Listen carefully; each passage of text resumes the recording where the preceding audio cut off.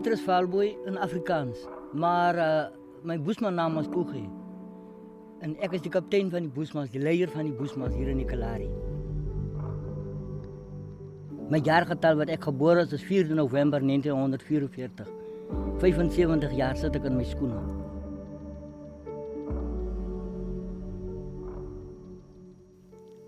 Ek sien nie meer kleur nie. Ek is kleurblind. Ek kyk in jou hart. Ek wil hoor jou boodskap. As jou boodskap wegwykend is, as jou boodskap misleidend is,